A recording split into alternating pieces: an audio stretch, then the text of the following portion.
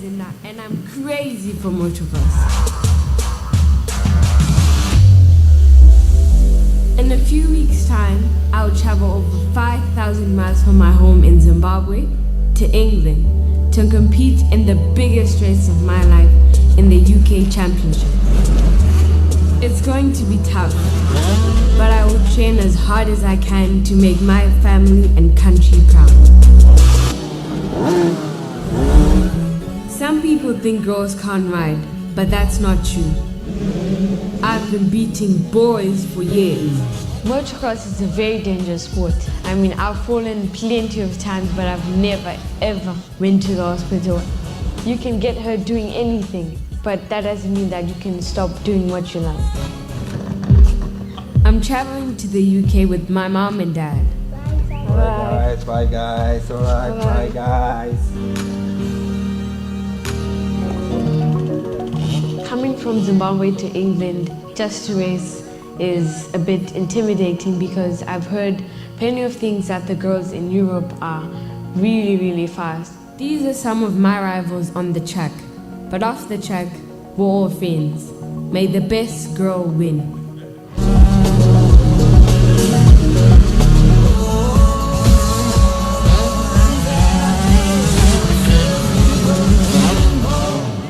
I've done it.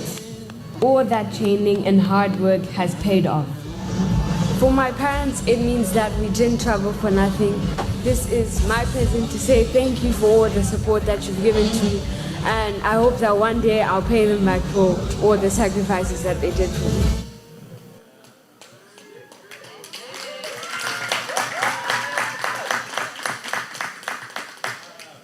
So tonight, I have an amazing young guest coming all the way from Zimbabwe. Her name is Tanya Muzinda. Let me tell you, she is 15 years old, but she's already a philanthropist. She is paying tuition for at least 100, dig this, 100 students in Zimbabwe, okay? Now, the difference is in the United States, you can go to any school and you know, the school that's nearest to your house, and they'll take you. In Zimbabwe, you gotta actually pay tuition. And you can't come unless you have paid. And what she's doing with her winnings is she is paying through her own philanthropy and her own company for students in Zimbabwe. Please give it up as she comes up this way, Miss Tanya Muzinda.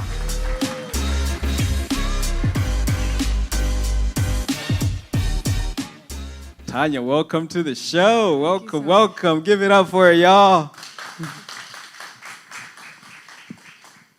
All right, Tanya, how you doing? I'm good, thanks. All right, well, it's an honor to have you in the show. Are you nervous? Not really. All right, that's good. Now, Tanya, you are 15 years old? Yes, that's Wow, right. That's incredible. Now, a lot of us are inspired by the work that you're doing, and we want to first of all let you know that we are proud of you for what you're doing. It's amazing.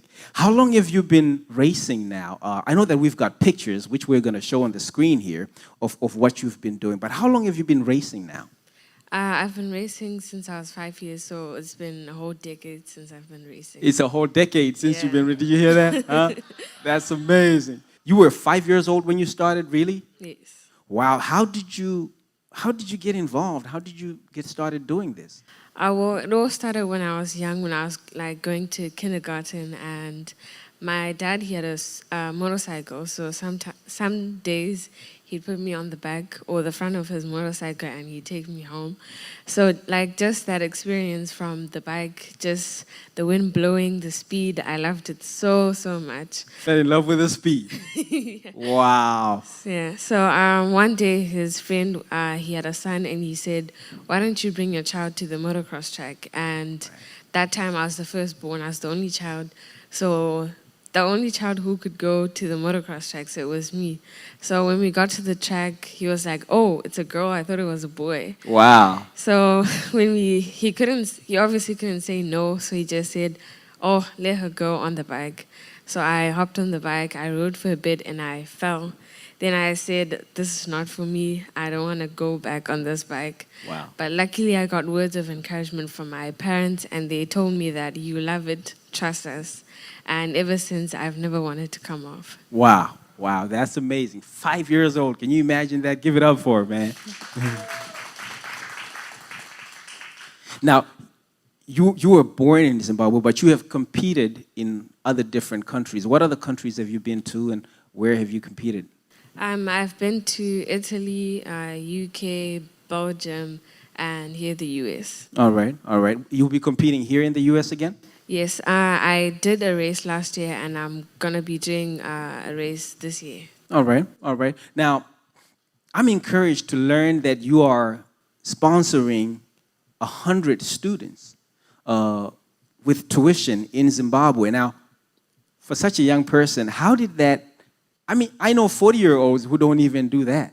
How did that come about for you? How did you get started? Where did that idea come from? It's because I know the experience, and I know that it's very depressing and traumatizing because kids in Africa actually want to go to school, unlike here where education is free. So it's not that difficult.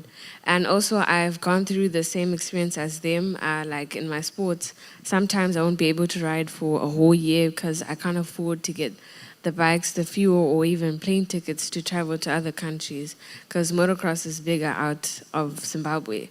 So sometimes I sit at home, I see like Instagram posts of people at the track, and I'll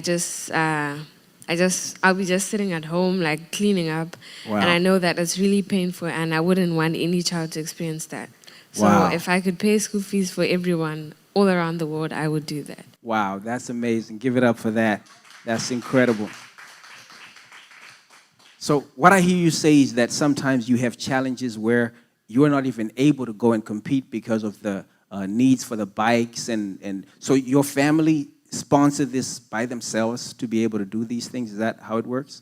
Well, motocross is a very expensive sport for them to do it themselves. Right. So we have to look for sponsors. Some they come and sponsor us with tickets, some with bikes. I have sponsors for my uniforms. So it's really a sport where you have to depend on the sponsors. If you Right. don't have a sponsors, it's going to be really difficult unless you're like really rich. Right. Yeah. Right. So this is one of those rich sports. You got to have the money to be able to do this, right? Yeah. All right. Now, if people wanted to help you and they wanted to sponsor you, how would they be able to do that? Is there a way that they can get in touch with you so that they'll be able to help Tanya with her mission? Yes, all my social media platforms, Facebook, Twitter, and Instagram, they're all Tanya Muzinda. I also have a website, it's www.tanyamuzinda.com. All right. And my email is tanya.muzinda@gmail.com. All right. Now, for those that might not be able to spell that entire name, spell it for us so that we have that, so that they can find you on Twitter and on social media. How do you spell Tanya Muzinda?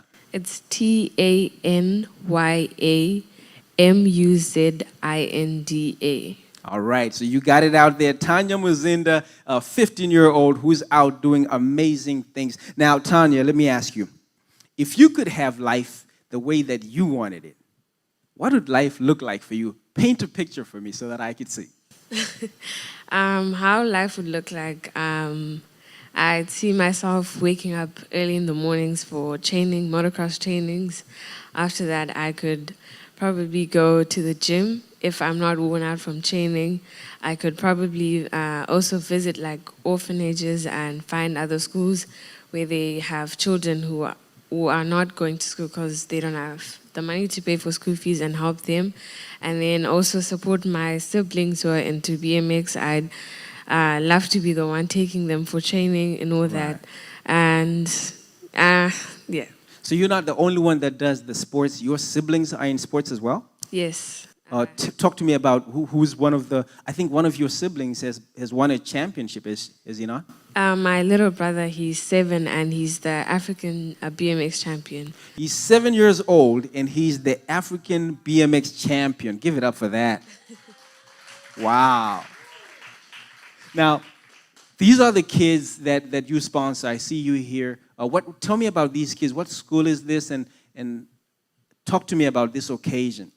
Well, this was at Chinamano Primary School in Epworth in Harare. Right. We visited the school, and we saw like even the whole school, it needs a whole renovation.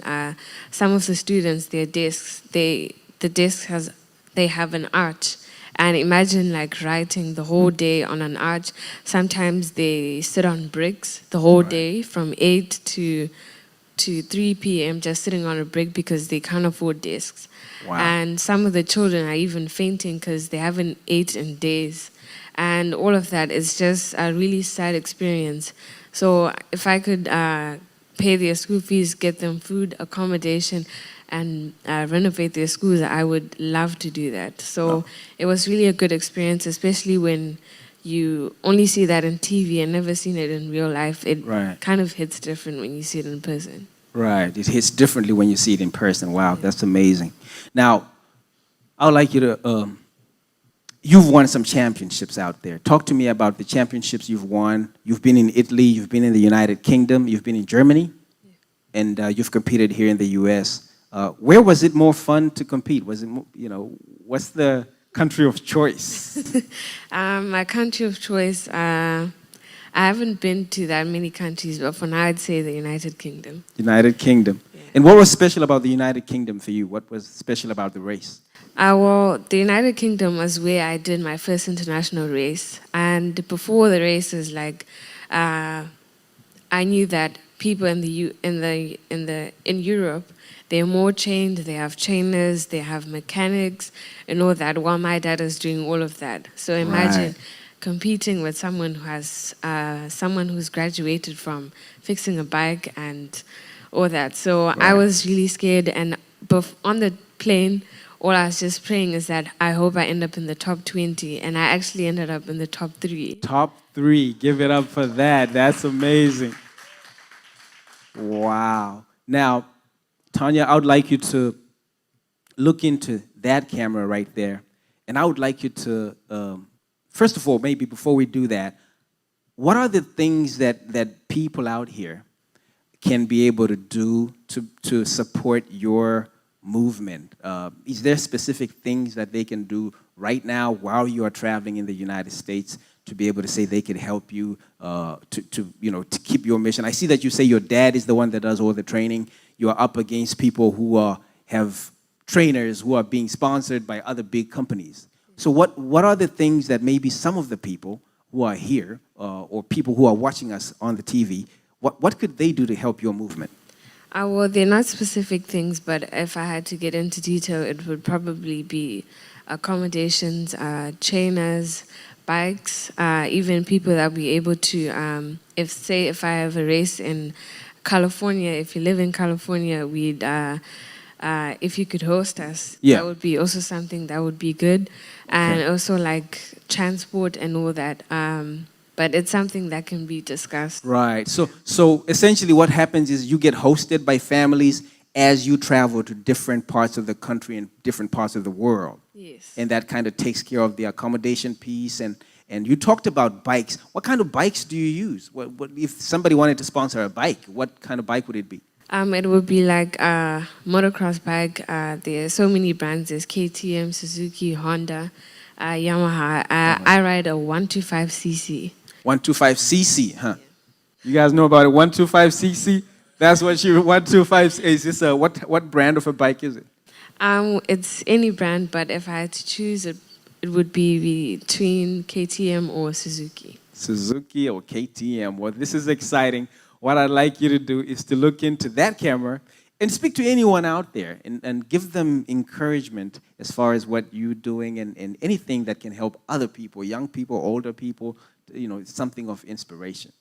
What I like to say is that you shouldn't let anyone discourage you. If you believe in yourself and pray to God to look over you and put His holy hand upon you, anything is possible, and you should always believe in yourself. All right. Well, you heard it from Tanya Muzinda. Please give it up for Tanya, everybody. Well, Tanya, thank you so much for coming on the show. Thank you so much. And we wish you the best. We wish you the best in 2020 and beyond. All right. Give it up for her. Give it up.